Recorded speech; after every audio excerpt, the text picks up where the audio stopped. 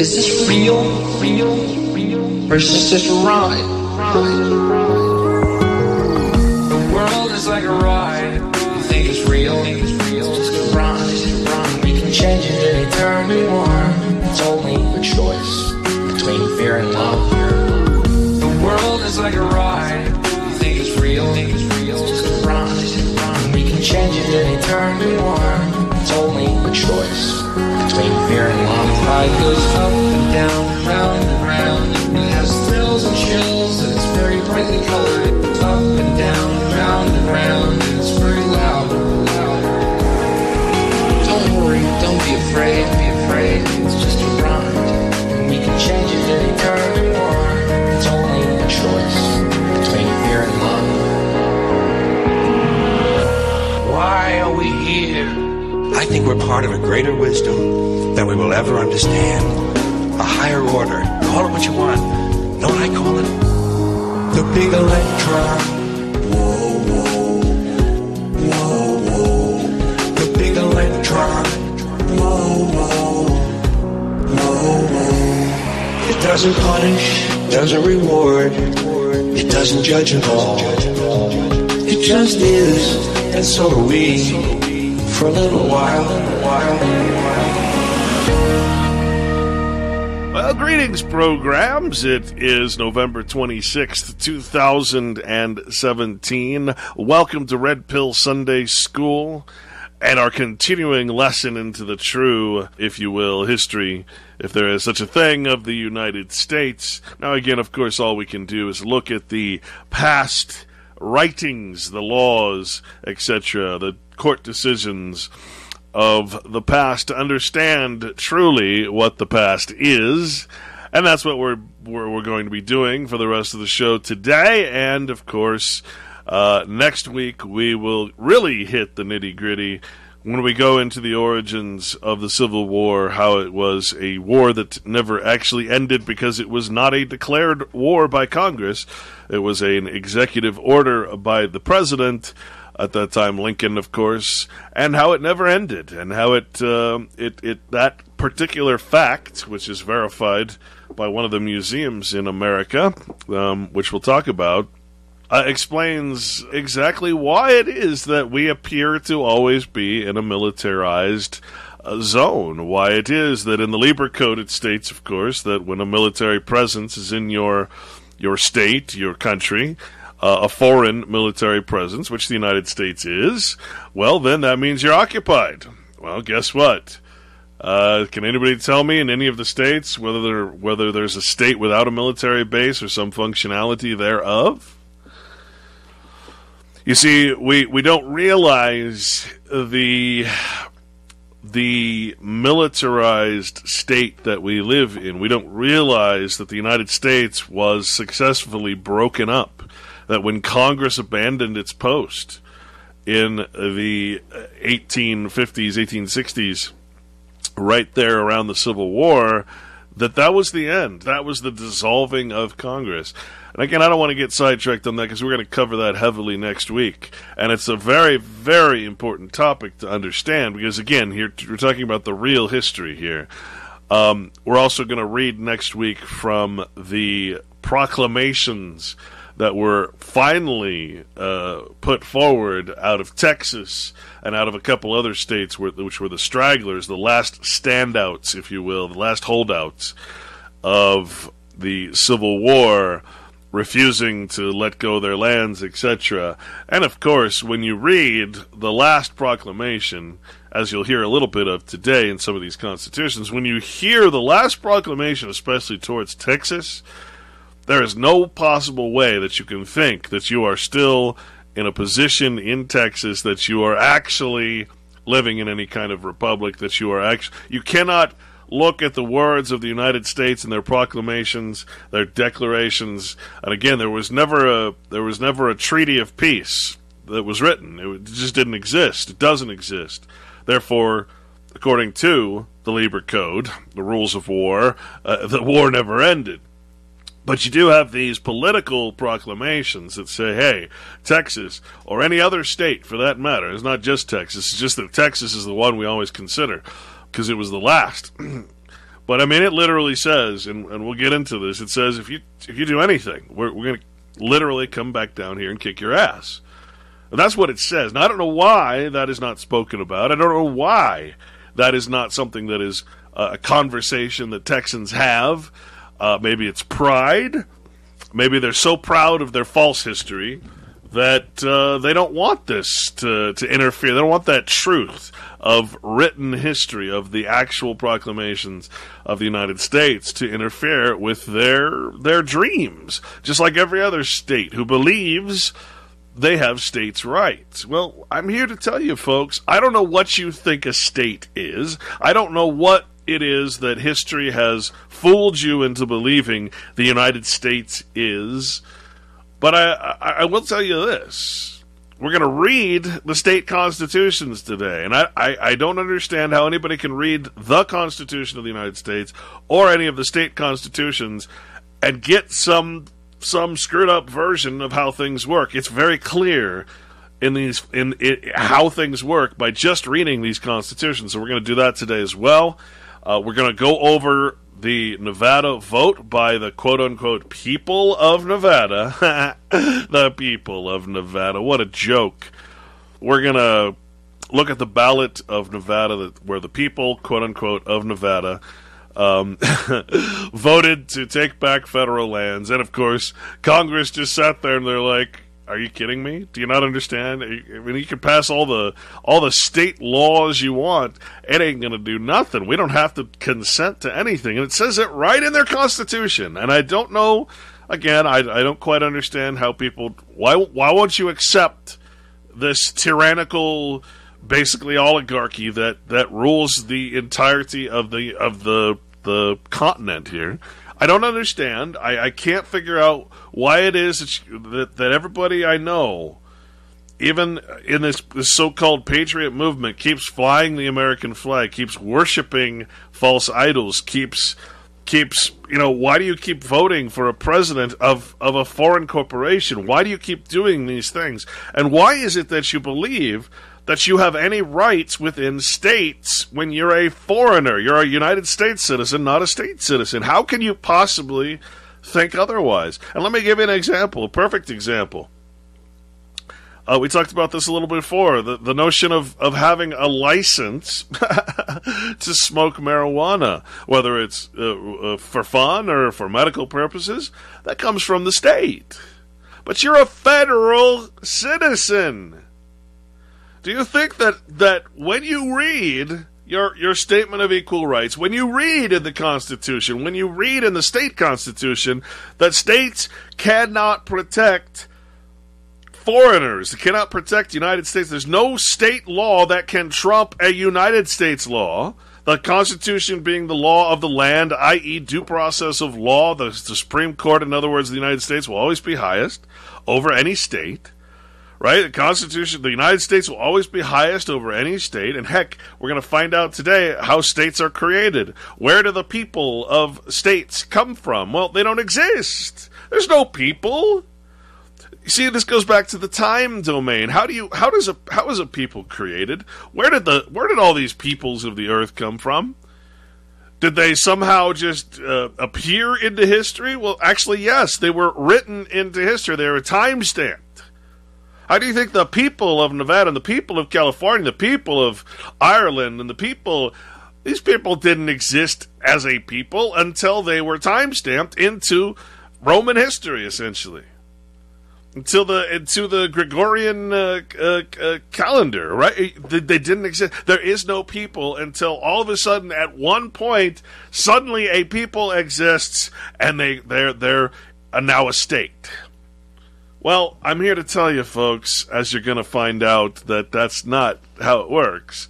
That a state is created by Congress. It is declared and admitted into the Union by the President of the United States. It is not something that just forms out of thin air. It is not some romantic thing that we've been taught. There is no such thing as a people except the fiction that is created on the timeline of your Roman gods. I'm sorry. You know, I say again, if you don't want to know the truth, then turn away. Go away. Just get the hell out of here. because we're not interested in stroking your ego or making your romantic versions of history come true here. That's not what it is. Spiritual enlightenment is a painful journey. It is not something pleasant. It is not something that I recommend to anybody who can't handle it. You can't handle the truth. That's an honest statement. Most people can't, in my experience. And when I tell you things, I'm not telling you because it's my opinion. I'm pointing right to the facts. I'm pointing right to the writings, the laws, the proclamations, the constitutions. They're right in front of your face. But then again, so is the propaganda. And the propaganda is always so much stronger, isn't it? So much stronger. So, again, we're going to go. This is part of a documentary I was making. It's a longer segment, and it starts basically right where we left off last week, which was a look into the Congressional Research Center and its honest and forthcoming, absolutely sourced version of how things actually work historically and in law. It's really quite indisputable. I don't know what to tell people who, if you don't believe the Congressional Research Service, which of course Congress actually, hires to and puts together to make these documents, then I don't know what you're going to believe. I had a guy yesterday actually ask me if you actually believe the CAFR? Well, yeah, it's the audit. You don't want me to believe the audit of government? It's so blatantly honest. I don't know how can you not believe it, right? It's I mean, it's like it's an exposure of the tyranny, as opposed to the budget report or as opposed to some court opinion, right? I mean, it exposes everything. Oh no, but you can't believe them. No, don't believe the accountants. For God's sake, don't believe the actual audit of everything. But at the same time, they'll cry for an audit of the Federal Reserve, even though that is the CAFR. Drives me nuts. So, okay, let's not get sidetracked. Let's stick to the subject at hand here. Before we can go into this, there's one confusing point. I know there's one confusing point that always gets folks, and that is, what the hell is the people? What is this thing we call the people? So I'm going to read you from Webster's 1828 dictionary and a couple other sources here. Just so we have this down under our belt, what is people? People it's like God. It's a generic term. It has to be qualified. You have to know what you're saying when you say it, and therefore you have to know what these legislatures, these courts, and these lexicographers, these dictionary makers, are saying when they say it. So let's examine the difference here between when the Constitution says, we, the people of the United States, in order to declare, etc., etc., etc., where people is capitalized as a capitonym, meaning that it has a special meaning of certain people, thus people of the states, the already existing states, right? Colonies, I should say. The difference between that and the noun, and two, the verb. Let's start with the verb, because I think the verb really hits it home. Okay, to people something, when I'm a farmer, I stock my farm with cows, pigs, chicken. This is called peopling. When I create a union, I get a territory under my belt as the United States. I people. I stock it with inhabitants. And that's how it's defined. People is verb transitive. To stock with inhabitants. Immigrants from Europe have peopled the United States. We've peopled the place. Does that mean that we're special? Does that mean that when it talks about the people, it's talking about us? No, it's a generic term. Remember, people is capitalized in the Constitution. That's not us. That is not the common, vulgar people here we're talking about. Let's go back to the noun. People just comes from populace, folks. The body of persons who compose a community, town, city, or nation. We say the people of a town, the people of London or Paris. See, these are generic terms. It means absolutely nothing. It doesn't mean anything. It's just a generic term. People. The English people. right? That just means people who speak English. In this sense, the word is not used in the plural, but it comprehends all classes of inhabitants, considered as a collective body or any portion of inhabitants of a city. All classes. There is no distinction. When you say the common or the general word people, you're referring to the entire body of some, again, London, Paris, English, whatever. Doesn't matter what the divisions are at that point. Now, we go into the specific meaning of the word when used when it's speaking about us. The vulgar. The mass of illiterate persons. That is the people. The knowing artist may judge better than the people. The commonality, as distinct from men of rank. Who are we, the people in the Constitution? Men of rank, men of honor, men who have bloodlines that they're showing, men who bear their own arms, not those of the nation. Persons of a particular class are people, a part of a nation or community, as, say, country people. Persons in general, any persons indefinitely. A collection or community of animals.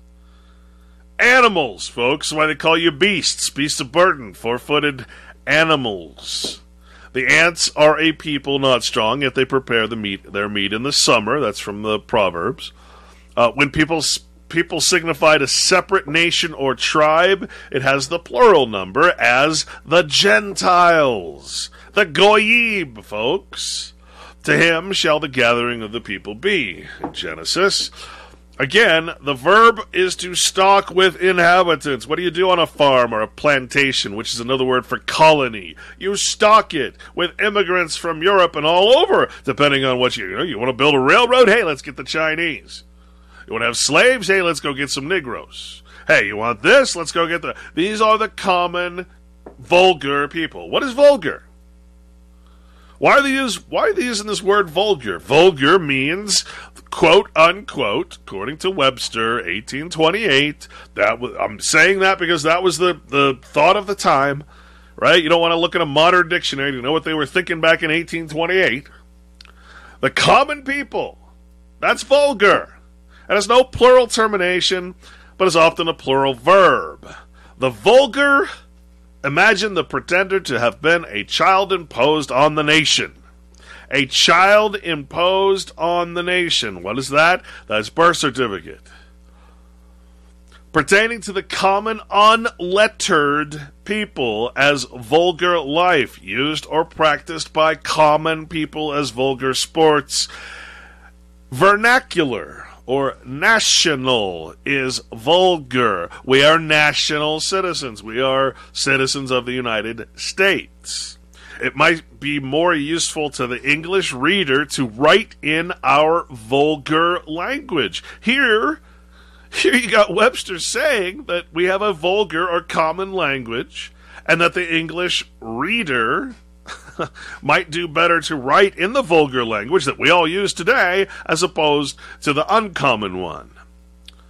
How many times we got to tell you we speak dog Latin, we speak a vulgar language, as a stolen language. Common, used by all classes of people as the vulgar version of the scriptures. The vulgar version of the scriptures. Here again, he's pointing out the difference between special and common. What I'm presenting to you is the version of the scriptures that they don't want you to know because you're vulgar. That's how you're considered. You're Gentiles, you're Goyim, you're the people of the nation, you're the public. And guess what? Vulgar means public. Mean, rustic, rude, low, unrefined is vulgar minds, vulgar manners consisting of common persons. That is what vulgar is, folks. That is what the common people are considered by these psychopaths who have a cultural and breeding alliance. Remember that? Why the word vernacular? You ever heard vernacular? What is vernacular? Surprisingly, vernacular, from Latin vernaculus, born in one's house, a servant, native belonging to the country of one's birth. What do they call you? A natural-born citizen? They say that you're in nativity, that you're a... Well, hey, folks, you belong to the country of your birth, don't you? What do you think expatriates are doing? What do you think it is to give up your citizen? You belong. Your citizenship, your person belongs to the United States. English is our vernacular language. Native, belonging to the person by birth or nature. A vernacular disease, etc., etc., etc. Something that is vernacular is particular to a country or district. Now, folks, I don't know what to tell you. I can only say, what is national? What does the word national mean? Again, Webster's 1828. National customs, dress, or language, public, general, common to a nation. Attached or unduly attached to one's own country. It is one thing to love the notion of the union of a country. It is another thing to be a slave to it. It is another thing to worship it as if it is a god. Thus you have national prejudice in a lot of writings because we're too dumbed down and conditioned to realize that we're supposed to be people of the states, not people of the United States, not common goyim of the nation. And that's all the word gentle means. Gentile, when we look up Gentile. Nation comes from gens, nation, race, applied to pagans. Well, if you're a citizen of the United States, you must therefore be a pagan, a worshiper of false gods, as defined. You cannot be worshiping, you cannot follow the Bible, you cannot follow the natural law, you cannot follow the law of God. If you're in a nation where you have to follow the legal law, which is strictly opposed to God's law, you cannot call yourself anything but a Gentile, a pagan. I'm sorry. I'm not here to please you. I'm not here to give you good news. I'm here to tell you the truth. You don't like it? Again, go the hell away. The Hebrews included the word goyim or nations. Goyim, nation, same thing. The people of the nation are considered the goyim. All the tribes of men who had not received the true faith and were not circumcised. Of course, circumcision is a metaphor. It means separated. Separated. What does the Bible tell you? Separate from the nations. Separate yourselves. Hey, that's what circumcision actually means. Of course, the Jews, those anti-God, anti-Christians, of course, created this horrible custom and turned a beautiful concept of being separated from those who are not like-minded into cutting and chewing off a piece of your child's penis. Disgusting practice by a disgusting people. The Christians translated goyim by the Latin gentes and imitated the Jews in giving the name Gentiles to all nations who were not Jews or Christians. So you can't be part of a nation if you're a Jew or a Christian. This is why the state of Israel is such a lie. The notion that you can be part of a state, a country, a nation, and also be of the religious law is ridiculous. It's patently ridiculous. If you're a true Christian following the Bible law, you cannot be in person. You cannot worship flattering titles. You cannot be part of this false god system. Again, this is not religion. This is just absolute reason and logic. You can't, just think about it for a minute. In civil affairs, the denomination of Gentile was given to all nations who were not Romans. Of course, Romans created the concept of Christianity, not the story, just the flattering title. Everyone's a Christian. Everyone can be a Christian. Step on up.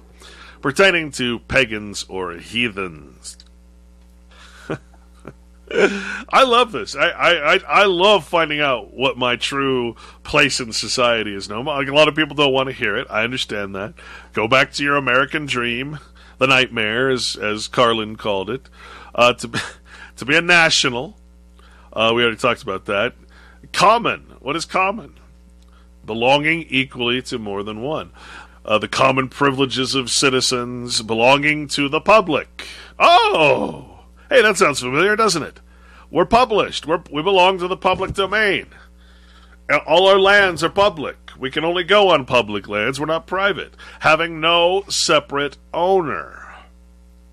A right to a highway is common, general, Okay, we already covered these words. This is why we have common prayer, because it's vulgar. It has nothing to do with God.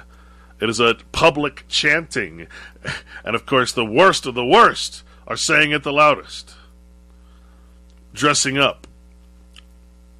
Usual, ordinary, the common forms, the common rules of civility, of no rank or superior excellence, just ordinary. Applied to men, it signifies not noble, not distinguished by noble descent, or not distinguished by office, character, or talents, as a common man or a common soldier.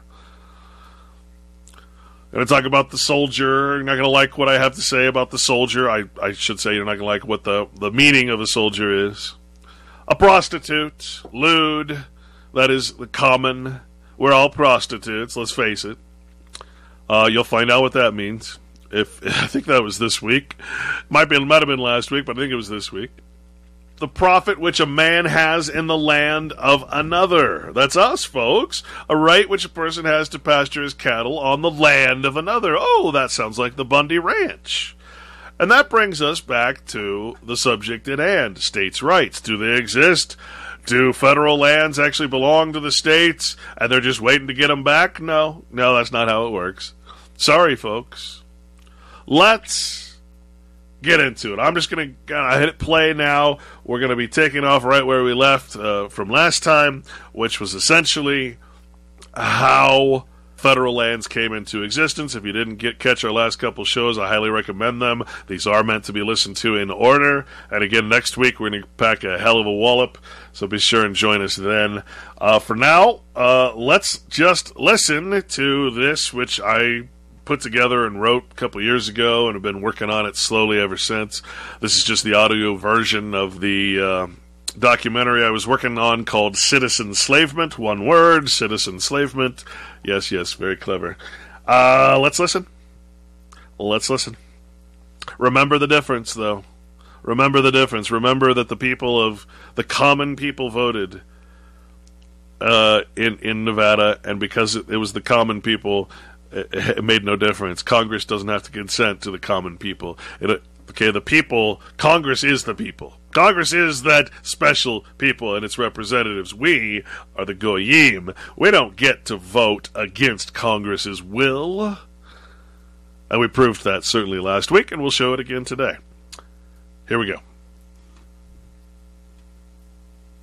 Now, as referred to in the congressional research publication we just read, let's have a look at the State of Nevada Ballot Questions pamphlet of 1996 by the Elections Division of Nevada, a compilation of ballot questions which appeared on the November 5th, 1996 general election ballot.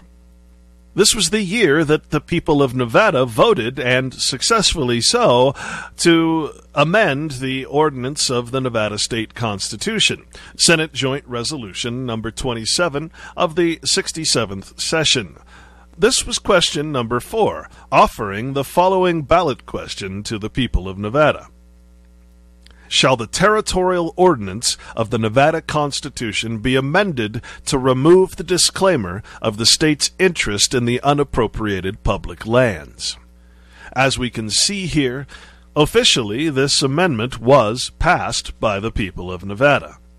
However, under the explanation section we read, on March 21st, 1864, the United States Congress passed legislation enabling the people of the territory of Nevada to form a constitution and establish a state government.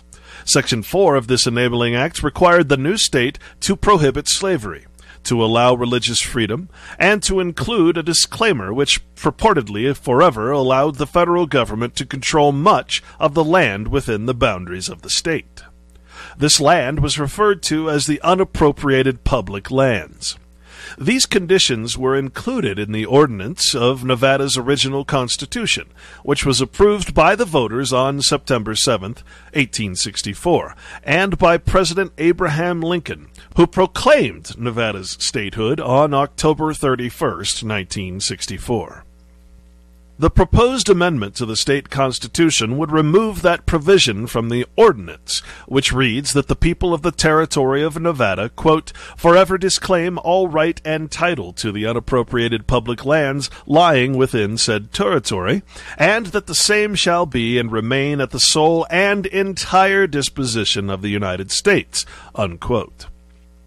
The proposed amendment, if approved by voters, does not become effective until the Congress of the United States consents to the amendment or until a court decides that such congressional action is not needed. A yes vote is a vote to remove the disclaimer from the ordinance, while a no vote is a vote to leave the disclaimer in the ordinance. Once again, we can see that this amendment did indeed pass with an overwhelming majority of the people's vote. However, as we'll read, the people's vote doesn't really mean a damn thing. Under the arguments for the passage of this amendment, it states, the intent of the founding fathers of this country was to guarantee that any new state admitted to the Union would be treated in the same way and placed on an equal foot with the original states. None of the original 13 states was required to disclaim all right and title to its unappropriated public lands. It should be noted that approximately 87% of the land in Nevada is controlled by the federal government, over half of which is unappropriated public land. Of the 50 states, only 27 were purportedly required to disclaim all right and title to their public lands as a condition of statehood. The disclaimer in Nevada's ordinance violated the guarantee that Nevada would be treated in the same way as the original states. Additionally, in lawsuits against the state of Nevada, the federal government continues to rely on the disclaimer to support its position that it should keep control over that land in Nevada. Therefore, the disclaimer should be removed from the ordinance of the Nevada Constitution.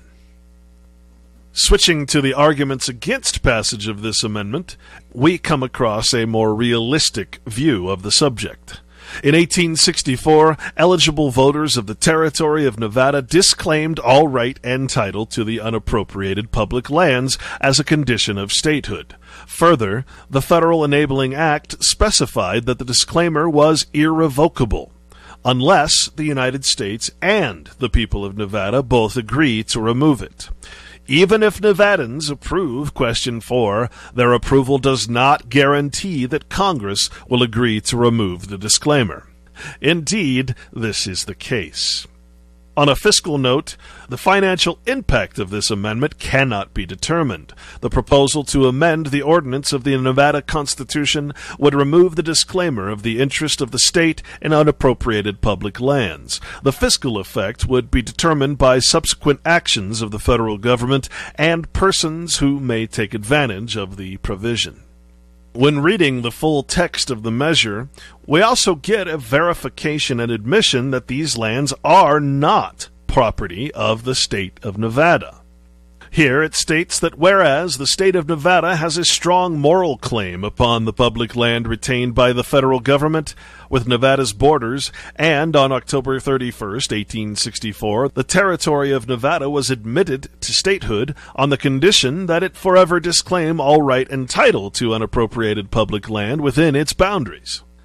And whereas Nevada received the least amount of land, 2,572,478 acres, and the smallest percentage of its total area, 3.9% of the land-grant states in the far west admitted after 1864, while states of comparable location and soil, including Arizona, New Mexico, and Utah, received approximately 11% of their total area in federal land grants. And whereas the state of Texas, when admitted to the Union in 1845, retained ownership of all unappropriated land within its borders, and whereas the federal holdings in the state of Nevada constitute 86.7% of the area of the state, and in Esmeralda, Lincoln, Mineral, Nye, and White Pine counties, the federal government controls from 97 to 99% of the land.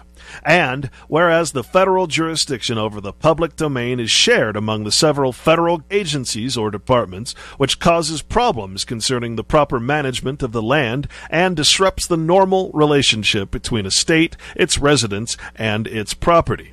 And whereas the intent of the framers of the Constitution of the United States was to guarantee to each of the states sovereignty over all matters within its boundaries, except for those powers specifically granted to the United States as agent of the states. And whereas the exercise of dominion and control of the public lands within the state of Nevada by the United States works a severe, continuous, and debilitating hardship upon the people of the state of Nevada. Now, therefore, be it resolved by the Senate and Assembly of the State of Nevada jointly that the ordinance of the Constitution of the State of Nevada be amended to read as follows. In obedience to the requirements of an act of the Congress of the United States, approved March 21st, A.D., 1864, to enable the people of Nevada to form a constitution and state government, this convention, elected and convened in obedience to said enabling act, do ordain as follows. And this ordinance shall be irrevocable, without the consent of the United States and the people of the state of Nevada. Third, that the people inhabiting said territory do agree and declare that lands belonging to citizens of the United States residing without the said state shall never be taxed higher than etc., etc. The disclaimment of all right and title is stricken from the Constitution. In the next section, we see the very limited power of the state government over its sovereign ruler, the United States Congress, where it states, resolved, that the legislature of the state of Nevada hereby urges the Congress of the United States to consent to the amendment of the ordinance of the Nevada Constitution to remove the disclaimer concerning the right of the federal government to sole and entire disposition of the unappropriated public lands in Nevada. And be it further resolved that upon approval and ratification of the amendment proposed by this resolution by the people of the state of Nevada, copies of this resolution be prepared and transmitted by the Secretary of the Senate to the Vice President of the United States as presiding officer of the Senate, the Speaker of the House of Representatives, and each member of the Nevada congressional delegation. And be it further resolved that this resolution becomes effective upon passage and approval, except that, notwithstanding any other provision of law, the proposed amendment to the ordinance of the Constitution of the State of Nevada, if approved and ratified by the people of the State of Nevada, does not become effective until the Congress of the United States consents to the amendment, or upon a legal determination that such consent is necessary. Now, it is my hope that this dispels the rumor and fallacy of states' rights. A state can do nothing against the federal government. No law can be passed that goes against the sovereign United States or its law of the land. No changes can be made, no political functions can be established without the permission of the United States government. In an article from the Nevada Policy Research Institute, Deputy Director of Policy at MPRI Jeffrey Lawrence explains that it's time to free the West. Federal lands belong under state control, he claims. Of course, a writing like this can only be interpreted as an appeal to Congress. This article from Monday, January 23, 2012. As the GOP presidential contest moves on to the western states, beginning with Nevada's February 4th caucus, presidential candidates need to weigh in on what is perhaps the most pressing federal issue confronting the West. Who should control western lands? In 1979, Nevada lawmakers fired a salvo, reopening the long-running struggle by western states to reclaim from federal authorities control of the land within state boundaries. The movement, popularly known as the Sagebrush Rebellion. That year, Nevada lawmakers asserted that federal ownership of 86% of the land within the state's borders comprised an unconstitutional burden that works a severe, continuous, and debilitating hardship upon the people of the state of Nevada. Federal ownership of most of the lands within Nevada's borders finds its origin in the state's 1864 Enabling Act.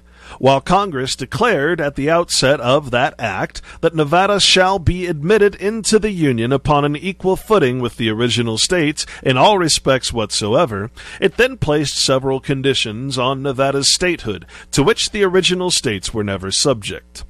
Chief among these conditions was the requirement that Nevadans forever disclaim all right and title to the unappropriated public lands lying within the state's borders, and that the same shall be and remain at the sole and entire disposition of the United States. When lawmakers passed the 1979 legislation rebuking the federal government for its stranglehold on Silver State lands, they proclaimed this condition of statehood unconstitutional, citing a U.S. Supreme Court case in which a nearly identical provision within Alabama's Enabling Act had been declared unconstitutional. In Pollard v. Hagan, 1845, the High Court decided that the United States never held any municipal sovereignty, jurisdiction, or right of soil in and to the territory of which Alabama or any of the new states were formed, except for temporary purposes. As soon as new states were formed, said the court, the power of the United States over these lands as property was to cease. Now, of course, this was voluntary by Congress. Indeed, for a short time after this decision, Congress abode by the words of the court. When, later that year, Congress admitted Texas to the Union, it allowed that state to retain ownership over all unappropriated lands within its jurisdiction. Congress, said Nevada lawmakers in 1979, was acknowledging a precedent that inured to the benefit of all states admitted later on an equal footing. Concluded Nevada lawmakers, quote, the attempted imposition upon the state of Nevada by the Congress of the United States of a requirement in the Enabling Act that Nevada disclaim all right and title to the unappropriated public lands lying within said territory as a condition precedent to acceptance of Nevada into the Union was an act beyond the power of the Congress of the United States and is thus void.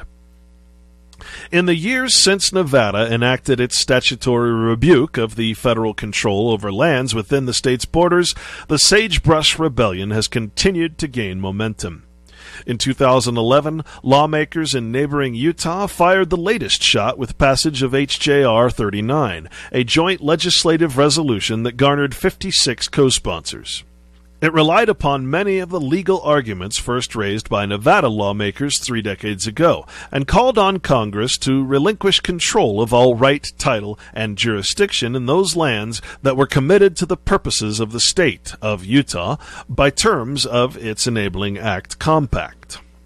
Indeed, the relevance of this issue extends far beyond the borders of Nevada and Utah. Federal land control is an obstacle to all the western states.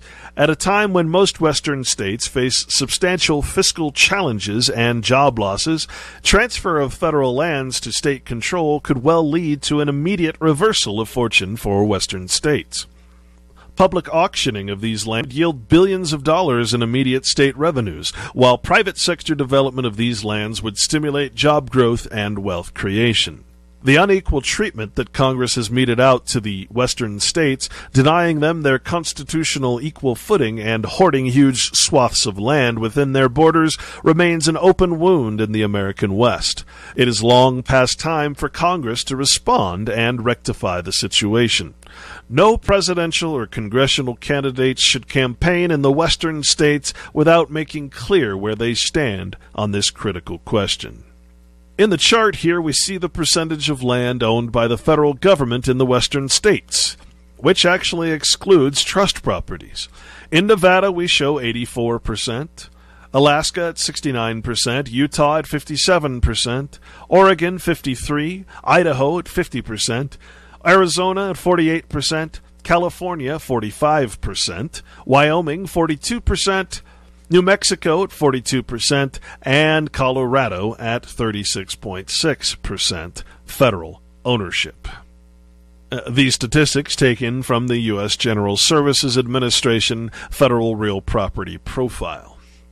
In another article by Jeffrey Lawrence from the Nevada Policy Research Institute, he states, "Hello, Congress, are you there? Nevada's efforts to free Western lands still await a federal response." This published Wednesday, February 8th, 2012 by Jeffrey Lawrence. 15 years ago, Nevadans amended their state constitution. For the last 15 years, they've patiently awaited some form of acknowledgement from Congress. When the 1864 Civil War Congress crafted the enabling act that would grant Nevada statehood, it made the state's acceptance into the Union conditional. Nevada had to first forever disclaim all right and title to the unappropriated public lands, and agree that they shall remain at the sole and entire disposition of the United States. It was wartime, and congressional militants wanted to ensure the Union control over all of Nevada's reputed mineral wealth. Thus, in order for the battle-born state to enter the Union, Nevada's founders inserted the language into the state constitution. At the time, judging from the 1860 census, the Nevada Territory boasted a population of only about 7,000 people. Since then, the state's needs have changed tremendously, and its population has grown to exceed 2.7 million. Today, the federal encumbrance of 87% of the land within the state has become a clear obstacle to the state's continued development. Indeed, Nevadans today face practical and logistical challenges unknown to residents of other states, due to the suffocating effects of federal land control. Beyond these practical complications, an important legal question remains unresolved. Did Congress even have the authority to reserve for itself the bulk of Nevada's lands? Article 4, Section 3 of the U.S. Constitution grants Congress the authority to form new states, and the accompanying federal case law has, ever since the 18th century, recognized that new states are to be admitted into the Union on an equal footing with the original states. Indeed, even though the 1864 Enabling Act for Nevada's statehood later subjects Nevada to the encumbering condition of federal dominance in land use, it begins by declaring that Nevada shall be admitted into the Union upon an equal footing with the original states in all respects whatsoever. But we must remember that the Congressional Research Service stated that this is a political statement, not a right or privilege. In 1979, when Nevada lawmakers passed their statutory censure of federal control over Nevada land, they cited an 1845 U.S. Supreme Court opinion in which the court found that Congress could not hold claim to public lands in Alabama, even though the state's Enabling Act imposed conditions nearly identical to those placed on Nevada. According to the court, the United States never held any municipal sovereignty, jurisdiction, or right of soil in and to the territory of which Alabama or any of the new states were formed, except for temporary purposes. As soon as new states were formed, said the court, the power of the United States over these lands as property was to cease. This led Nevada lawmakers in 1979 to proclaim the attempted imposition upon the state of Nevada by the Congress of the United States of a requirement in the Enabling Act that Nevada disclaim all right and title to the unappropriated public lands lying within said territory as a condition precedent to the acceptance of Nevada into the Union was an act beyond the power of the Congress of the United States and is thus void. Later in this presentation, we'll see that this is not a true statement. By the 1990s, Nevada lawmakers were willing to go a step further and remove from the state's constitution the disclaimer of interest in unappropriated lands. In 1993, Senate Joint Resolution 27 began a new chapter of the Sagebrush Rebellion, when both chambers of the Nevada legislature voted unanimously to remove the disclaimer from the state's constitution. After SJR 27 again secured legislative support in 1995, the following question was submitted to the 1996 vote of the people. Quote, "Shall the territorial ordinance of the Nevada Constitution be amended to remove the disclaimer of the state's interest in the unappropriated public lands?" Unquote. The measure won by a wide margin, with 234,206 voting in favor and only 181,743 voting in opposition. Having secured lawmakers' support in consecutive legislative sessions and winning the popular vote, the amendment became official, and the disclaimer of interest in unappropriated lands no longer appeared in the current version of the Nevada Constitution. However, official does not mean effective.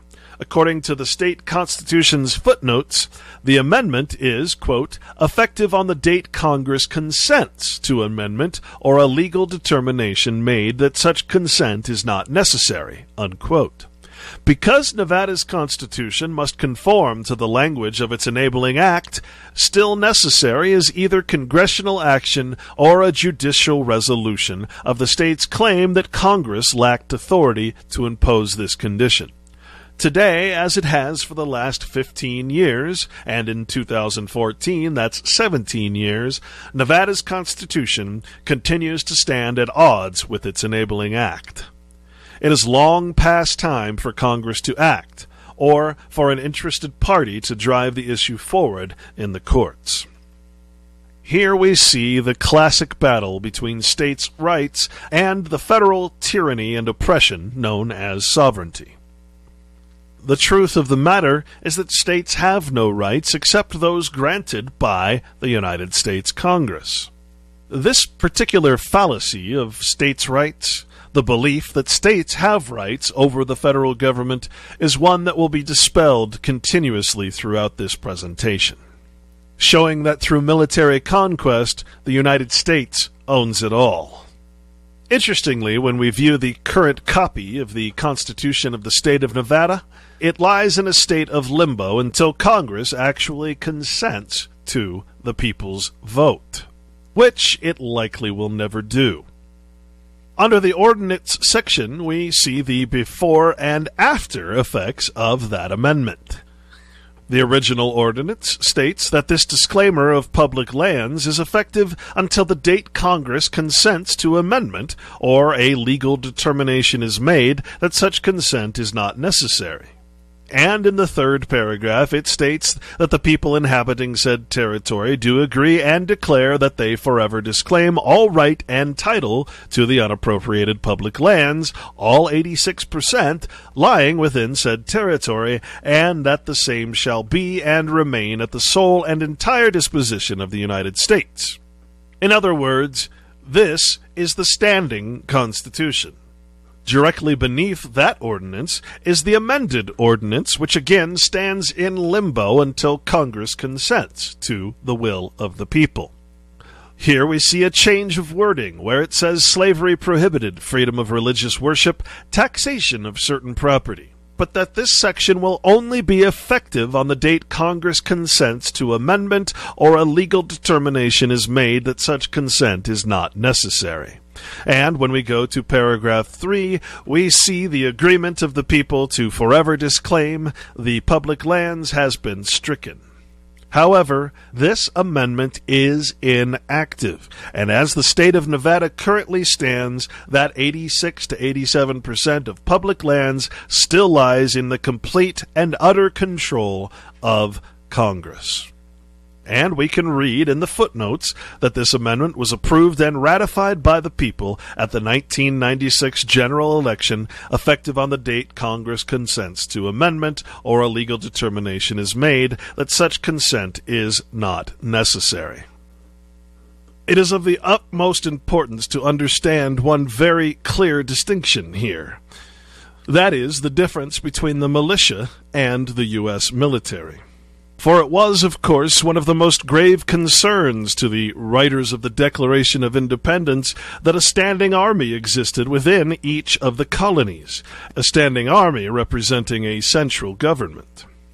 The importance of the militia and the Bundy Ranch incident in Nevada must be mentioned here. Again, from Webster's 1828 Dictionary of the English Language, we find the word soldier, which comes from the Latin word solidus, or piece of money, as the pay of a soldier. A soldier is a man engaged in military service, one whose occupation is military. A man enlisted for service in an army, also defined as a man enrolled for service when on duty or embodied for military discipline. A private as a militia soldier. Emphatically, a brave warrior, a man of military experience and skill, or a man of distinguished valor. In this sense, an officer of any grade may be denominated a soldier. But we can't stop there, for the difference between the militia and a standing army of a central government must be established. For the soldier, a career soldier who gets paid for his military service to a tyrannical United States government in order to protect the continuity of that government from the states and the people inhabiting those states, we must admit of the fact that these soldiers are in fact mercenaries. A mercenary, from Latin mercenarius, also equates to a reward or wages. It is defined as venal, that which may be hired, actuated by the hope of reward, moved by the love of money, as a mercenary prince or judge. A mercenary is also defined as hired, purchased by money, as mercenary services or mercenary soldiers. Sold for money, as mercenary blood. Greedy of gain, mean, selfish, as a mercenary disposition. Also contracted from motives of gain, as a mercenary marriage. In its noun form, one who is hired, a soldier that is hired into foreign service, a hireling. As for the soldiers of the United States military, in permanent occupation, in a permanent career, receiving reward and gain for their service to the United States, this is the mercenary class. This is the mercenary soldier, a soldier hired into foreign service. For indeed, the United States is a foreign government when compared to the states, hiring citizens of each country or state into its ranks, ironically to protect the United States from those states. Venal is defined as vain, from Latin venalis, or venco, to be sold. Venal refers to a mercenary or prostitute, that which may be bought or obtained for money or other valuable consideration. Venal services, that which may be sold or set to sale, as all offices are venal in a corrupt government. It also means purchased, as a venal vote. It is important to note that the word prostitute means something other than what we are used to. It means to offer freely to elude use, to give up to any vile or infamous person, such as killing for money, to devote to anything base, to sell to wickedness, as to prostitute talents to the propagation of infidel principles, to prostitute the press to the publication of blasphemy, to offer or expose upon vile terms or to unworthy persons. Remember, government is a person. A person is an individual, association, or corporation, such as the United States. To prostitute is to be openly devoted to lewdness, sold to wickedness, or to infamous persons. A prostitute is also a base hireling, a mercenary, one who offers himself to infamous employments for hire. While the word prostitute is sold as a sexual inclination, its true meaning refers to the mercenary, which also refers to a soldier. Under the definition of militia, however, also referring to the word soldier, combat, and contention, it states that the primary sense of fighting in a militia is to strive, struggle, drive, or to strike, also to beat. From the Hebrew, to labor or toil. A militia is the body of soldiers in a state, not the United States, enrolled for discipline but not engaged in actual service except in emergencies, as distinguished from regular troops in a standing army whose sole occupation is war or military service. The militia of a country, also known as a state, are the able-bodied men organized into companies, regiments, and brigades, with officers of all grades, and required by law to attend military exercises on certain days only, but at other times left to pursue their usual occupations. The importance of the militia cannot be understated here. Naturally, the United States and its controlled media have demonized the militia. For the militia is what protects the states from the United States central government. It is also important to note that the National Guard is not the militia. For those in the National Guard are also full-time and part-time mercenaries, receiving pay for their service to the central United States government. Again, to perpetuate its continuity against the people and the states. The central government and its military is specifically designed to prevent the secession of people or states from the Union, through the only means possible, which is violent force. This will also be further explained as we continue in this presentation. But the most important thing to note about the Bundy Ranch incident was that it was the militia who protected the people against the United States government and its agents. In a nutshell, while it is honorable to be an unpaid participant in the militia to protect your fellow man against the tyrannies of government, a paid venal soldier, a prostitute, a mercenary within the United States Army, there to protect and serve the President of the United States under oath, is not in any way an honorable endeavor. And it will be the U.S. soldier, the mercenaries, who will be responsible and required to shed the blood of those who wish to separate from the United States government.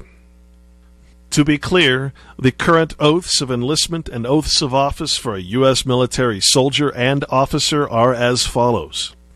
For the enlisted venal mercenary soldier, the oath stands as I do solemnly swear or affirm that I will support and defend the Constitution of the United States, a piece of paper, against all enemies, foreign and domestic, that I will bear true faith and allegiance to the same piece of paper, and that I will obey the orders of the President of the United States, and the orders of the officers appointed over me according to regulations and the Uniform Code of Military Justice. So help me God. Now, please bear in mind here that this is an oath to obey the President, to protect the President and the United States government against the people of each state. Nowhere in this oath does it mention anything about protecting the people from government. That, ironically, is the job of the militia, whose members are now being considered the domestic enemy of the United States and its Constitution. The enemy of Congress and the President. It is perhaps the greatest misconception of the people of America that they believe that arms represent weapons, that the Second Amendment guarantees the use of guns and guns alone. But the importance of the Second Amendment must be further examined. For when we search for the word arms, we do indeed find weapons of offense, armor for defense and protection of the body. But we also find that the word arms, when capitalized as it is in the Constitution, refers to a certain sense of the word arms. Webster's 1828 dictionary defines arms as the ensign's armorial of a family, consisting of figures and colors borne in shields, banners, etc., as marks of dignity and distinction, and descending from father to son.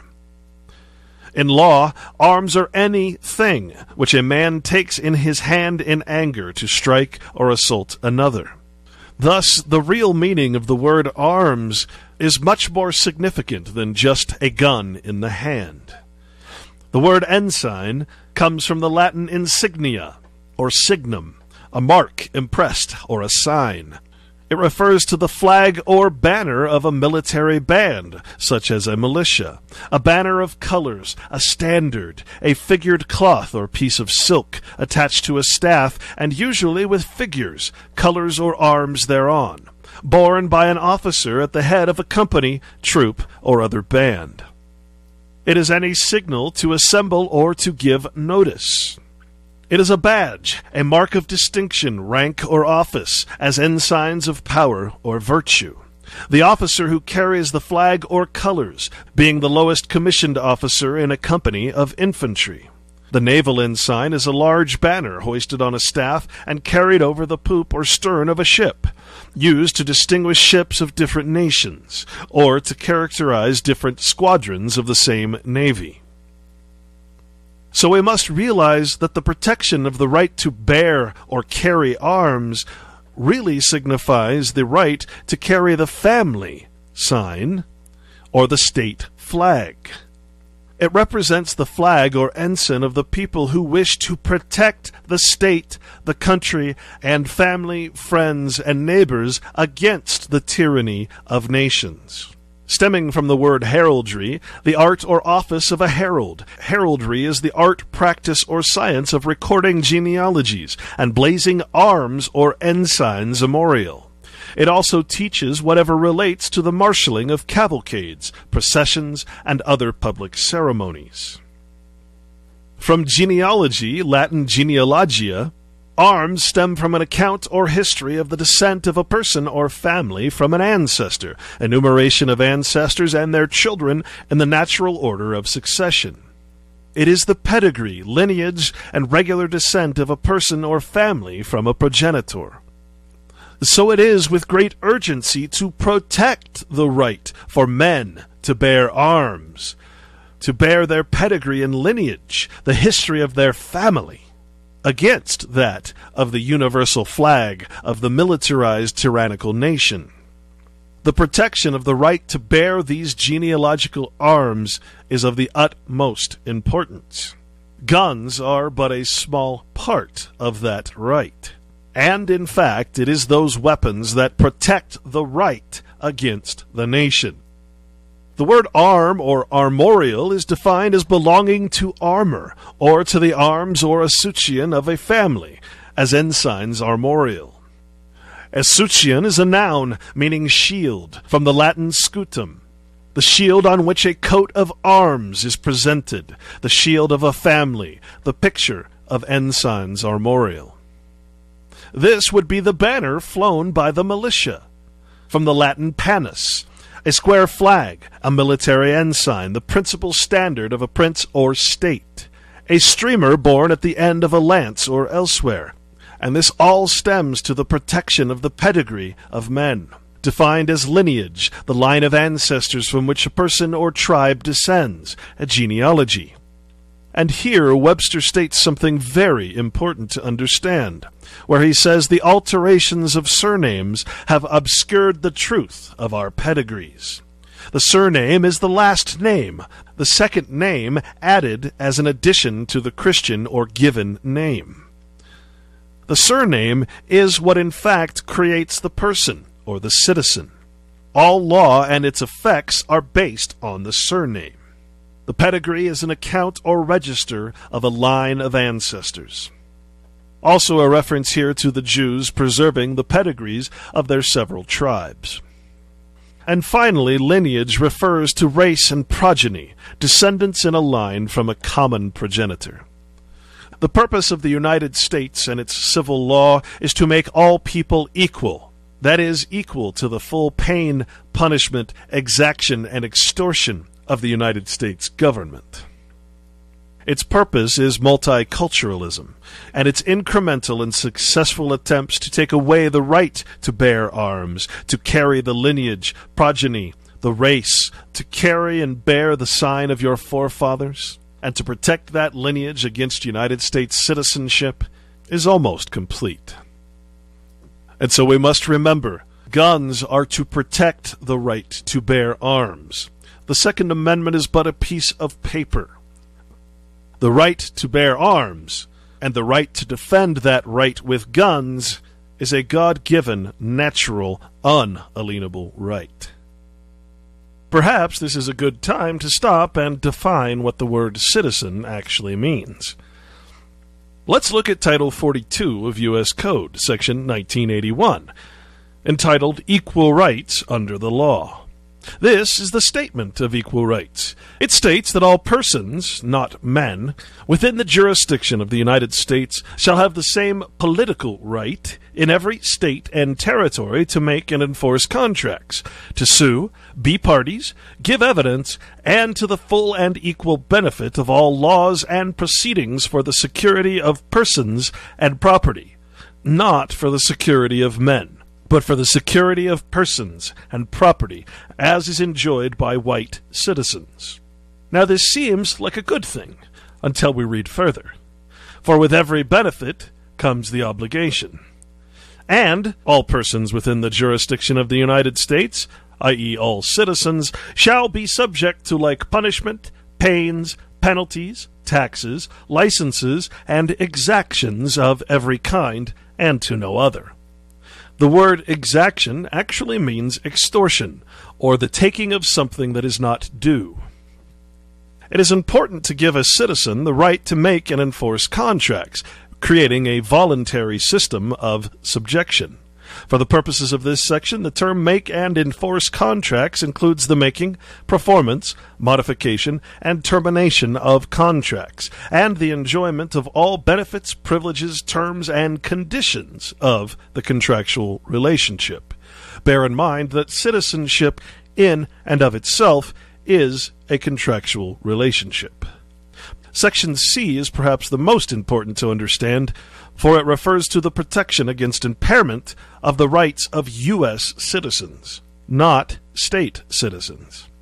The rights protected by this section are protected against impairment by non-governmental discrimination and impairment under color of state law. The term color of state law means that federal laws trump state laws. This means that a state can no longer protect a citizen that claims citizenship in the central government, for the central government is all-powerful. In other words, the fallacious claim that you are a state citizen means absolutely nothing in the political spectrum, and offers no protections whatsoever from federal law. And so it is very important to understand that the word right in a political government is not the same type of unalienable right that a man has in nature and under God. Here we see that it is the right of all citizens, regardless of color, race, or creed, in equality, to be subject or forced into punishment, pains, penalties, taxes, licenses, and exactions or extortions of every kind. The to no other part means that the United States has a monopoly on how it punishes pains, penalties, taxes, license, and extorts you. In other words, the state has no power except that granted by the United States when it comes to your equal rights. And the state cannot protect you from the United States.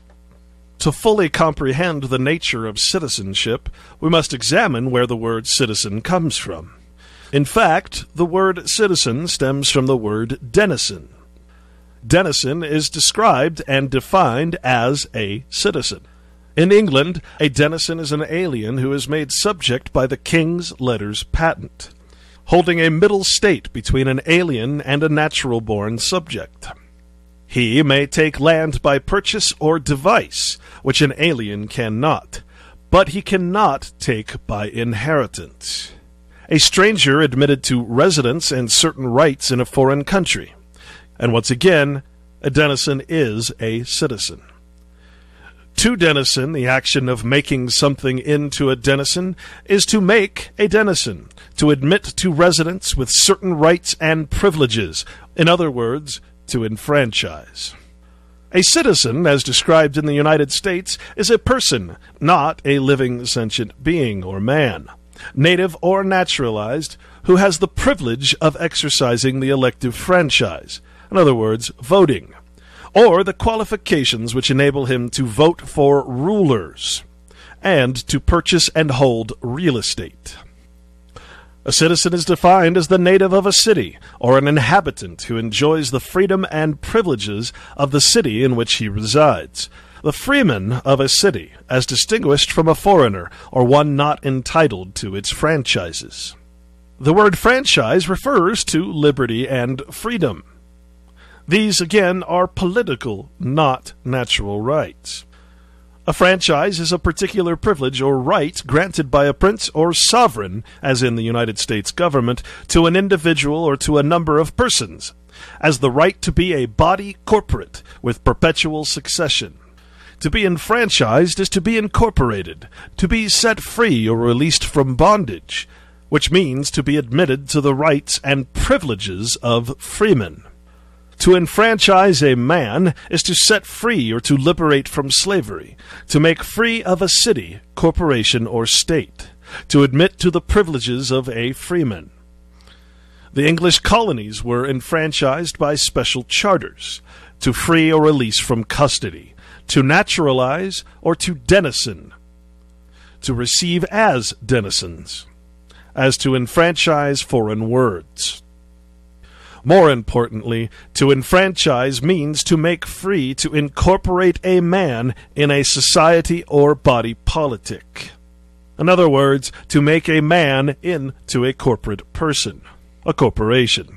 Enfranchisement is defined as the admission of persons to the freedom of a corporation or state.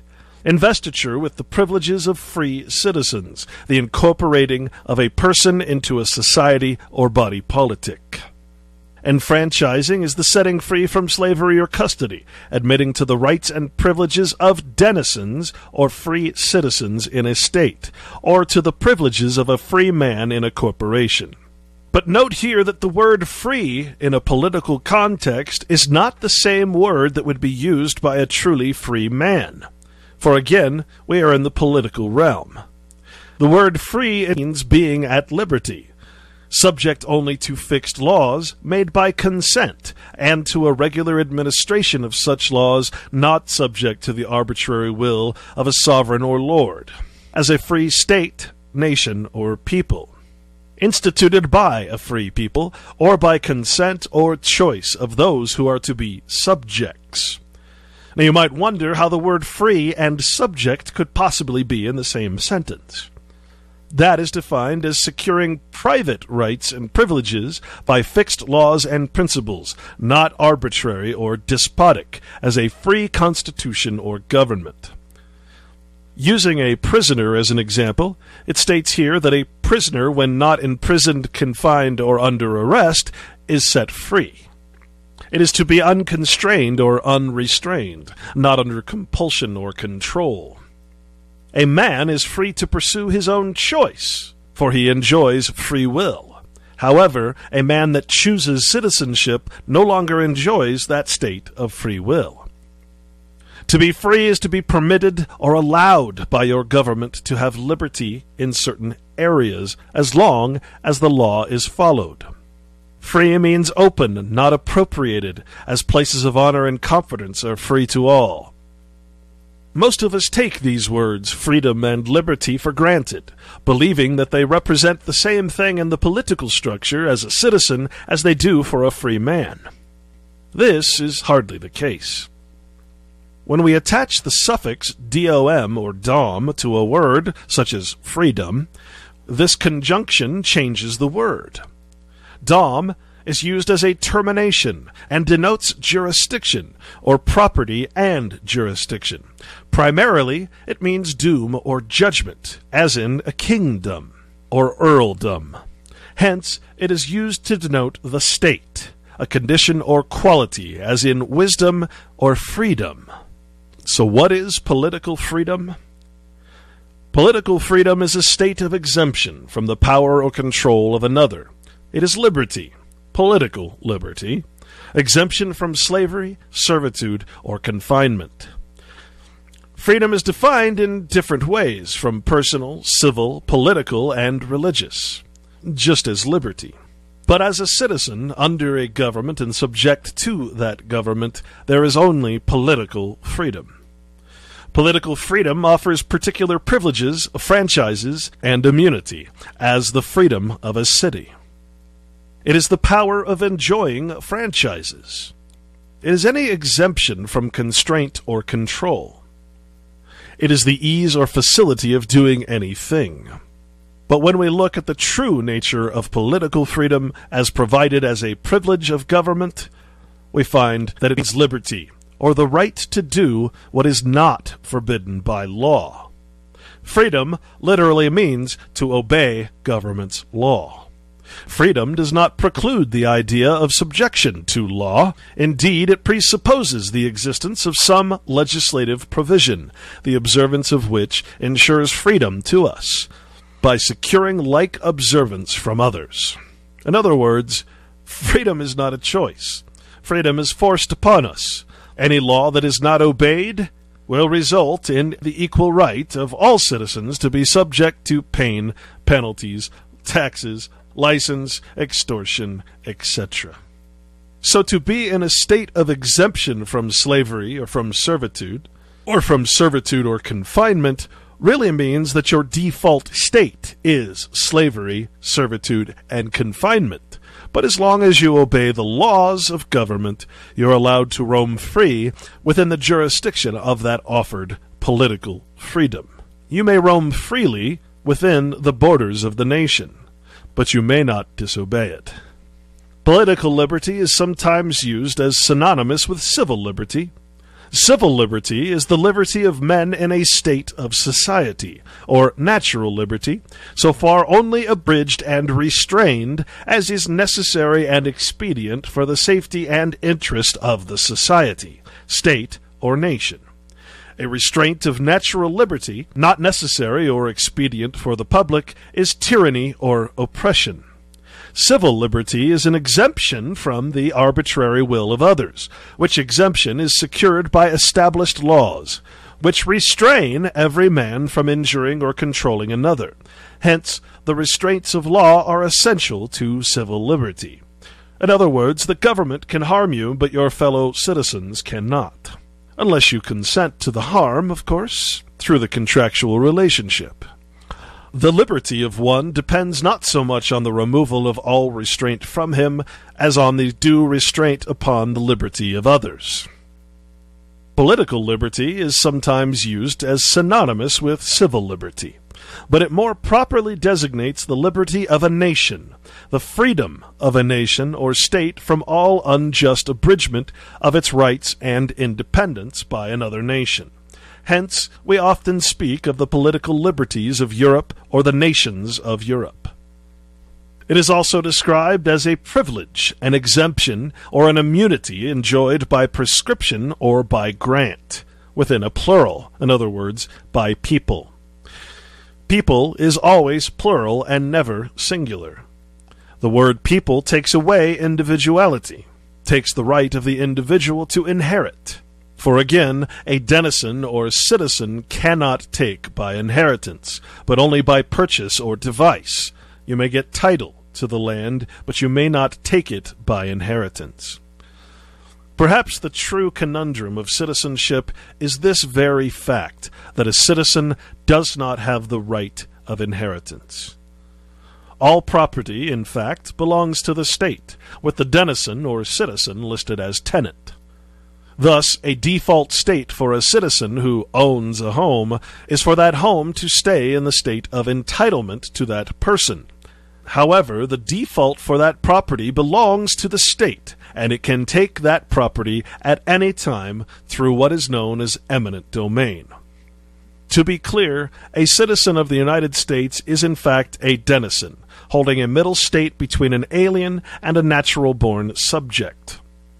He may take land by purchase or device, which an alien cannot, but he cannot take by inheritance. The most important inalienable right to take away from a man is the right of inheritance. Perhaps the word freeman is a confusing one. It simply means one who is in the enjoyment of a political right to do whatever he pleases, not forbidden by the law of the tyrannical government. A free man is one in the possession of the civil rights enjoyed by the people generally. Those rights, enjoyed by the people generally, were the rights read in Title 42, Section 1981. A freeman is also defined as one who enjoys liberty, but this is political liberty, or one who is not subject to the will of another, one not a slave or vassal. It is one who enjoys or is entitled to a franchise or particular privilege, as a freeman of a city or state. Again, freeman is a political creation, a construct within the government, a title placed upon the name, the person, the citizen. Here, the importance of the surname, the combined God-given name and state-given name, is described as a subscription, anything, particularly a paper, with names subscribed. It is the act of subscribing or writing one's name underneath, name subscribed, or a signature. To subscribe with a signature means to give consent or attestation given by underwriting the name. The act of contributing to any undertaking. Thus, when we sign any contract, driver's license, etc., we are giving consent to the fraud that is government. An undertaking is any business, work, or project in which a person, not a man, engages in or attempts to perform, also an enterprise. By using a surname signature, we are confirming that we are acting in person, not as a living man. Subscription also means submission or obedience to that for which you've undertaken. Submission and obedience to the name. We subscribe to the printed government corporate name by writing our signature under that surname. To subscribe to something is to sign with one's own hand, to give consent to something written, or to bind oneself by writing one's name beneath. As parties subscribe a covenant or contract, a man subscribes a bond or articles of agreement. To attest by writing one's name beneath, as officers subscribe their official acts, and secretaries and clerks subscribe copies of records. To subscribe is to promise to give by writing one's name. It means to submit. In other words, a subscriber is a debtor. To subscribe is to promise to give a certain sum by setting one's name to a paper. The paper was offered and many subscribed. As stated before, a citizen with political freedom and liberty is bound by the statutory law. A statute is an act of the legislature of a state that extends its binding force to all the citizens or subjects of that state, as distinguished from an act which extends only to an individual or company. Note here the important difference between a law and a statute. A statute is an act of the legislature commanding or prohibiting something, as in a positive law. Statutes are distinguished from common law.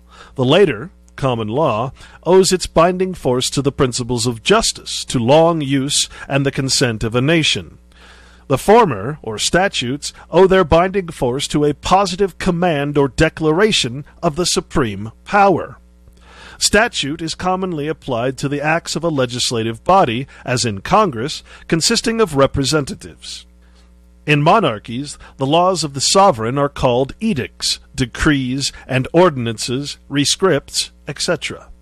A statute is also defined as a special act of the supreme power, of a private nature, or intended to operate only on an individual or company. A statute is the act of a corporation or of its founder, intended as a permanent rule or law, as the statutes of a university. The word code in U.S. Code refers to a collection of the laws and constitutions of the Roman emperors, made by order of Justinian, containing 12 books. The name is also given to other collections of Roman law as the Theodosian Code. Hence, in general, any collection or digest of laws. Code is defined as legislation. It signifies in general a collection of laws. It is a name given by way of eminence to a collection of such laws made by the legislature. It is also interesting to note that the word civil does not refer to a living man. It is the opposite of nature. It means not naturally, but only in law, as a man civilly dead. A citizen is considered dead. When a citizen takes a mortgage is a dead pledge. Only a man is alive. A citizen lives only in fiction, and thus is dead. Civil relates to the community, or to the policy and government of the citizens and subjects of a state, as in the phrases civil rights, civil government, civil privileges, civil war, civil justice. Civil is opposed to criminal, as a civil suit, a suit between citizens alone, whereas a criminal process is between the state and a citizen. Civil is distinguished from the ecclesiastical or religious law, which respects the church, and from military, which respects the army and navy. Civil relates to any man as a member of a community, as civil power, civil rights, the power or rights which a man enjoys as a citizen. Civil refers to a man that is reduced to order, rule, and government, under a regular administration, implying some refinement or manners, not savage or wild, as civil life or civil society. But in reality, civil refers to a civil death. Civil death in law is that which cuts off a man from civil society, or its rights and benefits, as a banishment, outlawry, excommunication, entering into a monastery, etc., as distinguished from a natural death, the death of the living man. Civil law, in a general sense, is the law of a state, city, or country. But in the appropriate sense, the Roman Empire comprised in the Institutes, Code, and Digest of Justinian and the novel constitutions. No, the U.S. Constitution was certainly not the first and won't be the last Constitution we ever see. To franchise something is to make that thing free, but enfranchise is more generally used. To be enfranchised is to be set free, released from bondage, but admitted to the rights and privileges of free men. The word admission means receiving or reception. To admit, admissible. It is used of assenting to or allowing, receiving, a claim, a will or probate, or any other writing or testimony. It is also applied to making a person a member of a privileged class or body, as of the legal profession, or of a partnership or association. Admission is also defined as recognition as faith or truth, acknowledgement, concession, also the expression in which such assent is conveyed. This is an extremely important word to understand, for the states were admitted into the Union. The popular fallacy is that states are independent of the Union, and yet they are members, and were in fact created by Congress. Going back to the Constitution of the state of Nevada, we can read how this was accomplished. The Nevada Constitution was framed by a convention of delegates chosen by the people. Now it is important to note here that Nevada was part of a territory before it was a state, and that the people were the people of the United States, not the people of Nevada. The convention met at Carson City on July 4th, 1864, and adjourned on July 28th of the same year. On the first Wednesday of September 1864, the Constitution was approved by the vote of the people of the territory of Nevada. And on October 31st, 1864, President Lincoln proclaimed that the state of Nevada was admitted into the Union on an equal footing with the original states. To put this another way, the state of Nevada was created by Congress. It was allowed to be admitted into the Union by Congress, and the state itself was finally proclaimed by the President of the United States. A proclamation is an announcement made by the ministerial officer of a court that some particular thing is about to be done officially by the court. In affairs of state, the king's edict concerning the execution of the laws. The court, in the case of creating a state, is, of course, Congress. A notice publicly given of anything whereof the king thinks fit to advise his subjects. Webster's 1828 defines the word proclaim as to promulgate, to announce, or to publish, also to denounce, to give official notice of. To declare with honor, to proclaim the name of the Lord, it means to utter openly or to make public, or to outlaw by public denunciation. A state is very much like a book. The book doesn't exist until it is published. The Congress and the President are the ones who proclaim and publish the state, and do so upon the already existing territory of the United States.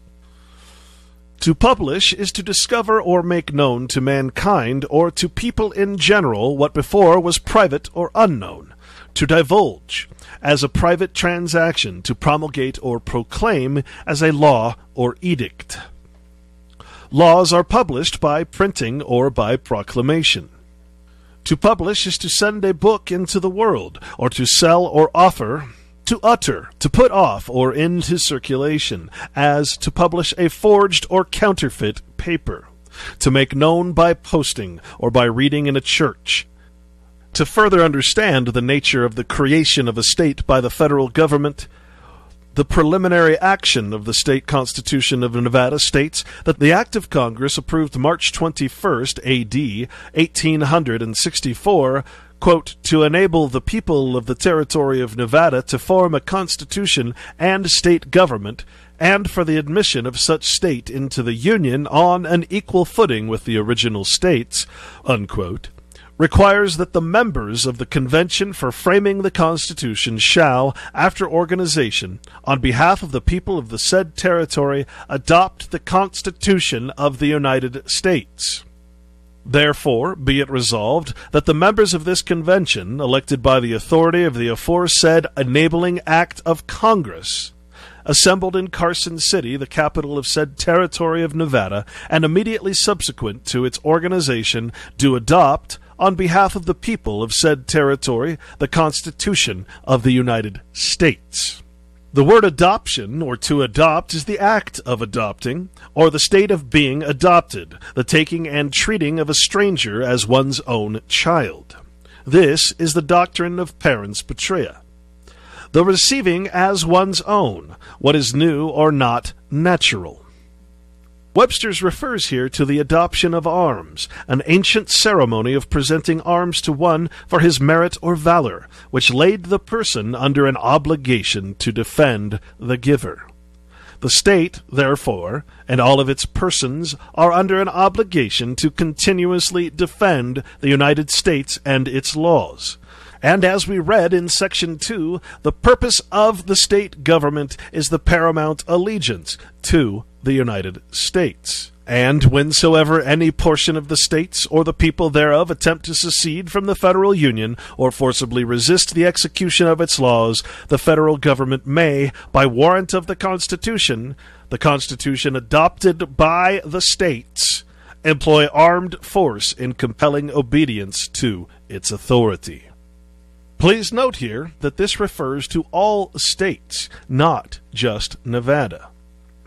You might say that all states are under the equal footing of tyranny from the United States, and will be equally punished and put in pain, killed, tortured, murdered, etc., for any disobedience to that United States corporation. In examining other state constitutions, we find similar writings, although sometimes not as forthcoming as the Nevada state constitution.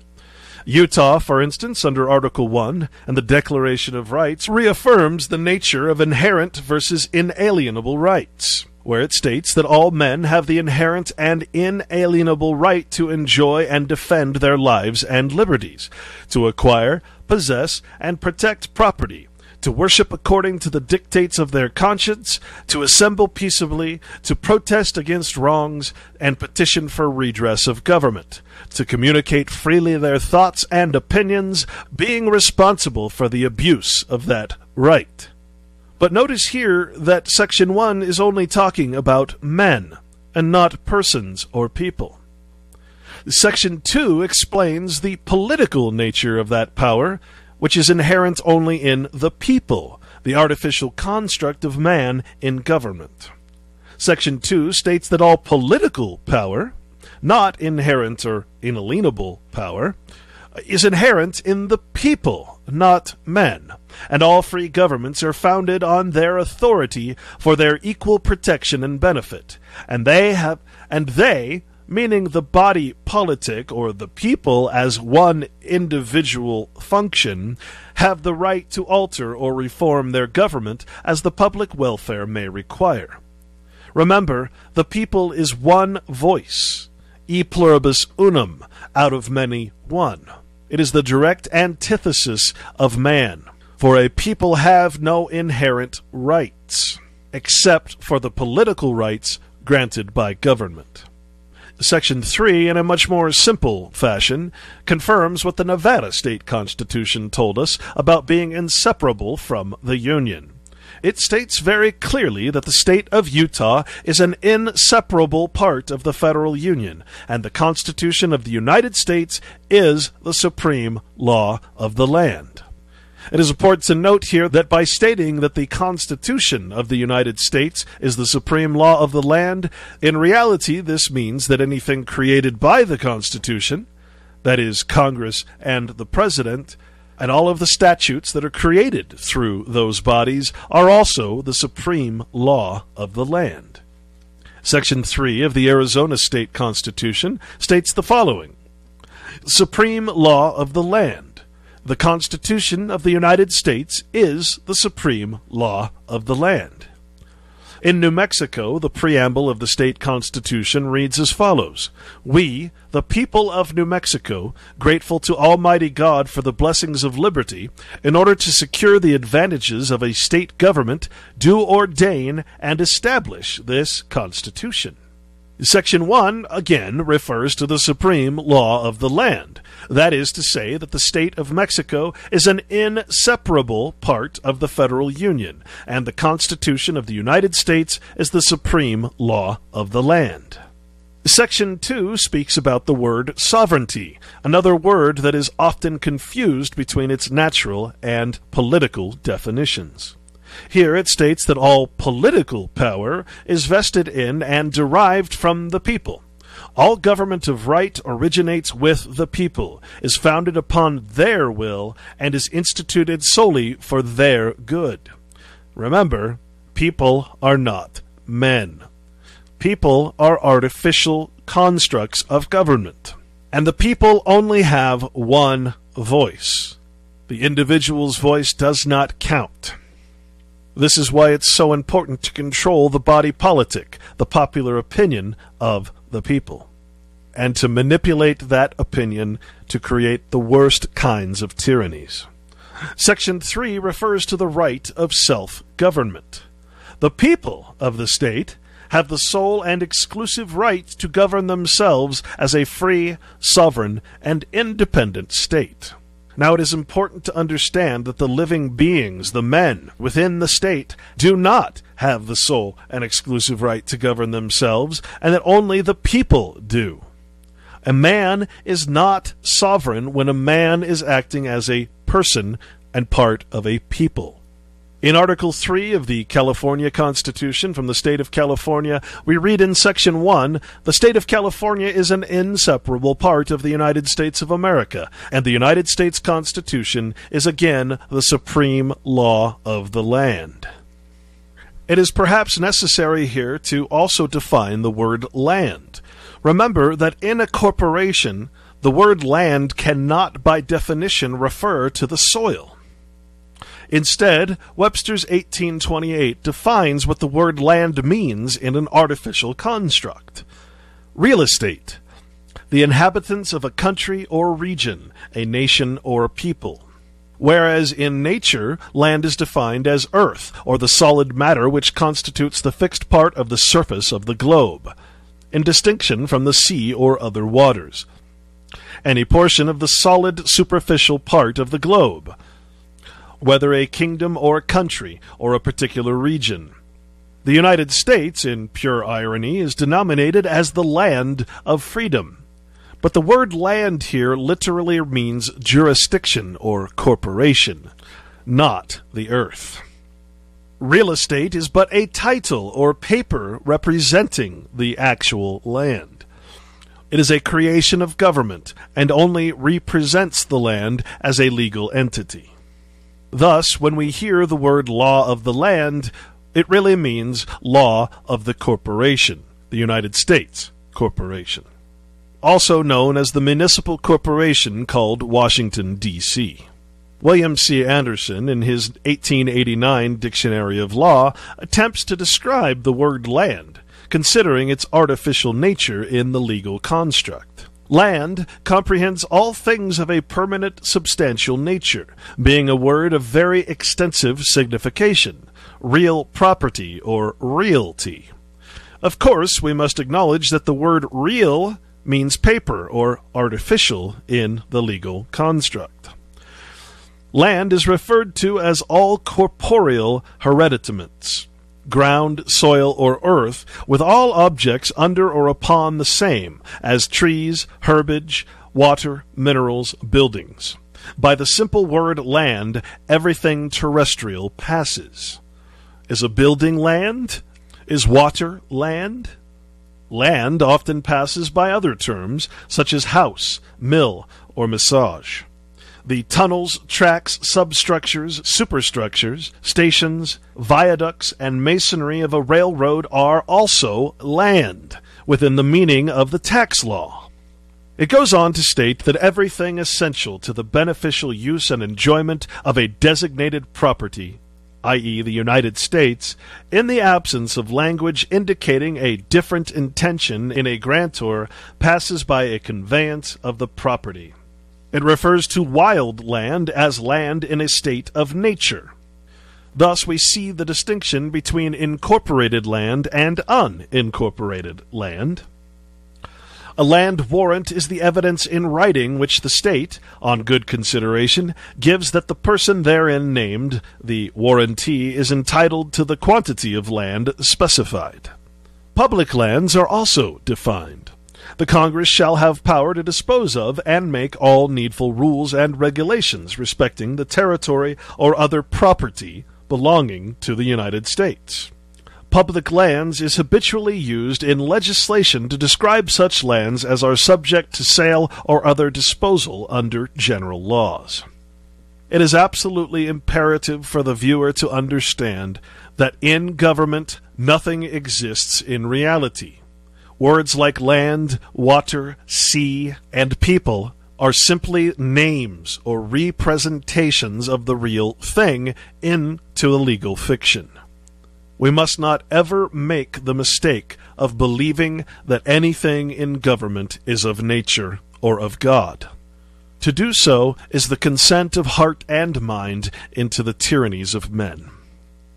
California's Constitution, in Article 3, Section 2, also states that the boundaries of the state are those stated in the Constitution of 1849, as modified pursuant to statute.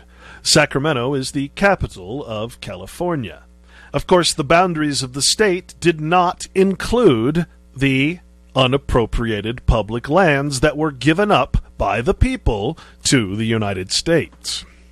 The Washington State Constitution, in its preamble, states that we, the people of the state of Washington, grateful to the supreme ruler of the universe for our liberties, do ordain this Constitution. It is perhaps important to mention here that the people were only white landowners, male in persuasion, and that no female or black persons were considered as people. Under the Declaration of Rights for the Washington State Constitution, we read again about political power, where all political power is inherent in the people, and governments derive their just powers from the consent of the governed, and are established to protect and maintain individual rights. Bear in mind that a person is defined as an individual, association, or corporation. Now you might ask how, if you are one of the people, how you can sue yourself. This is the paradox of selling your rights to government. Anything goes. Section 2 again states that the supreme law of the land is the Constitution of the United States. The wording in Section 3 is also very important to consider, where it speaks of personal rights. The word personal refers to the person and not to the man. No person shall be deprived of life, liberty, or property without due process of law. This comes directly from the Fifth Amendment to the U.S. Constitution. Notice here that if we reword this sentence, it will state that as a person or citizen, your life, liberty, or property can be deprived or taken from you with due process of law. This clever presentation of words confuses one into thinking that their life, liberty, and property are secure. But indeed, the United States, as the supreme law of the land, can take all of these from you. These are your rights. The Bill of Rights, in Article 1, Section 3 of the Missouri State Constitution, speaks of the powers of the people over internal affairs, the Constitution in the form of government. Section 3 states that the people of this state have the inherent, sole, and exclusive right to regulate the internal government and police thereof, and to alter and abolish their constitution and form of government whenever they may deem it repugnant to the Constitution of the United States. Now again, we see a sense of romanticism within the language. However, as we've discovered, no state can secede from the Union without suffering the consequences of military action, occupation, violence, etc. Thus, while this sounds and has the appearance of freedom, reality suggests that that freedom is dominated by the Constitution of the United States.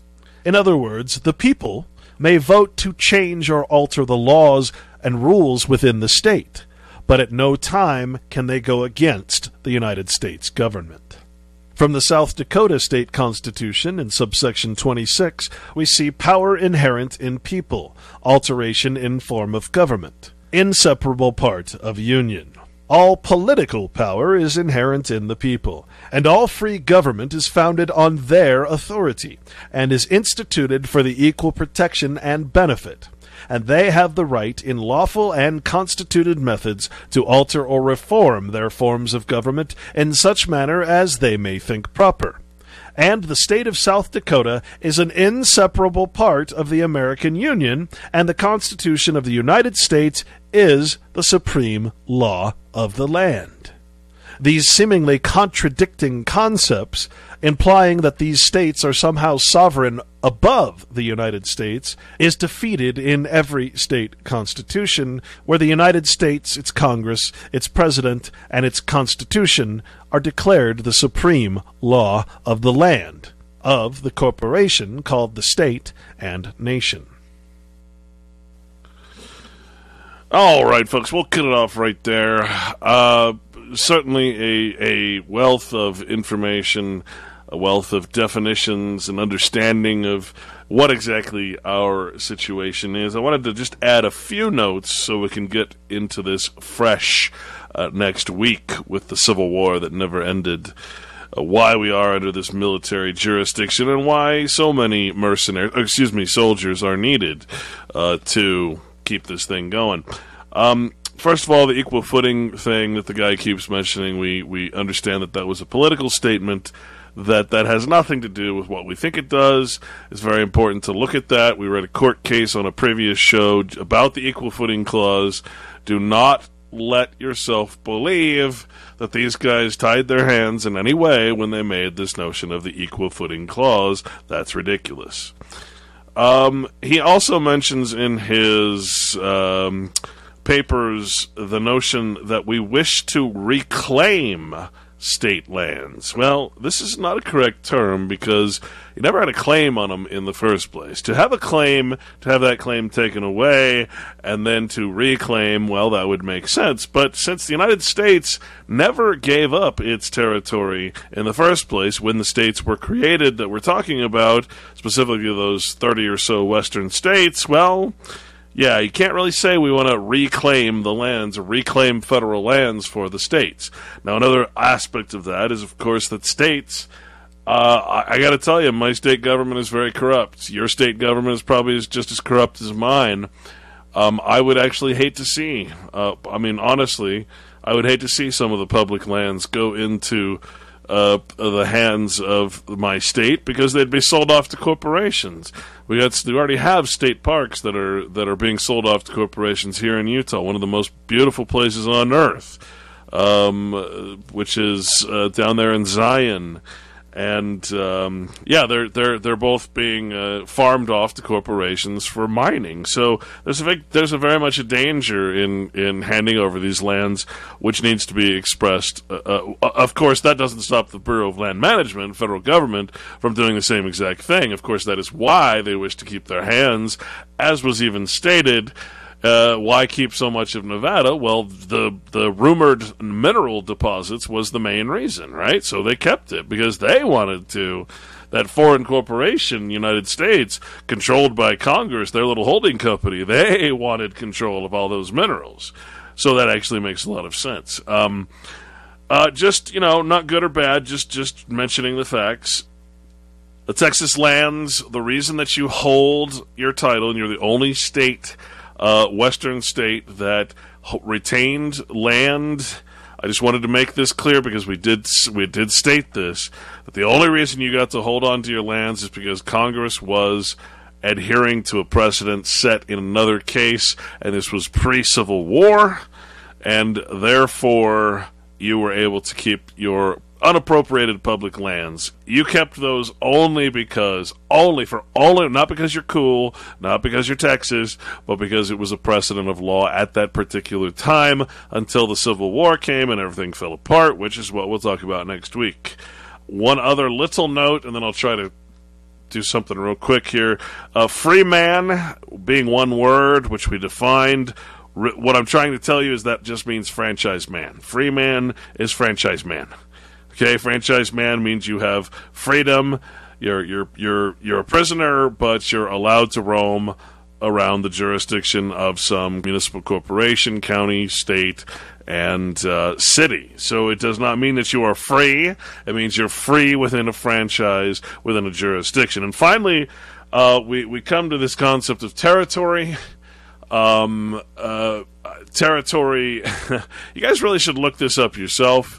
Because I don't think I never understood this myself because I never really cared to look into it. Now that I did look into it, it's actually pretty fascinating.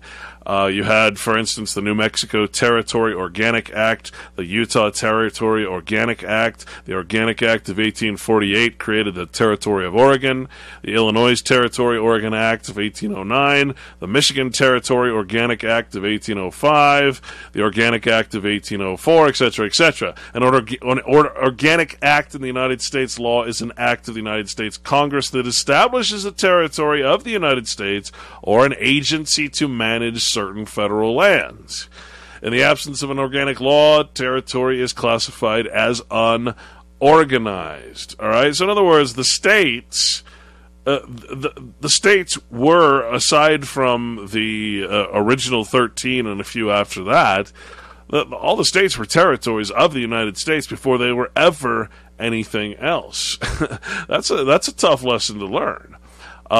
Organized, incorporated territories of the United States. Look this up on Wikipedia, just for a quick reference. Organized, incorporated territories of the United States. Okay, this is what we're talking about. They're territories of the United States that are both incorporated as part of the United States proper and organized, having an organized government authority by an organic act passed by the U.S. Congress, territorial government, etc., etc., etc. Of the current 50 U.S. states, 31 were at one time or another part of a U.S. territory. So before there were ever a state, folks, before there was ever a people called Utah or a people called Nevada, there was a U.S. territory that was allowed to be and created by an organic act and by an act of Congress and a proclamation of the president into a state. You see, this is not the history I've been taught. This is not the states' rights. This is not what states are in high school, in grammar school, in all the bullshit propaganda that I've ever seen. This is not what I was ever taught. All right? So, of course, since 1959, there have been no more new incorporated U.S. territories formally organized by an organic act. Of course, we had Hawaii and Alaska. Amazing list of these organized incorporated territories.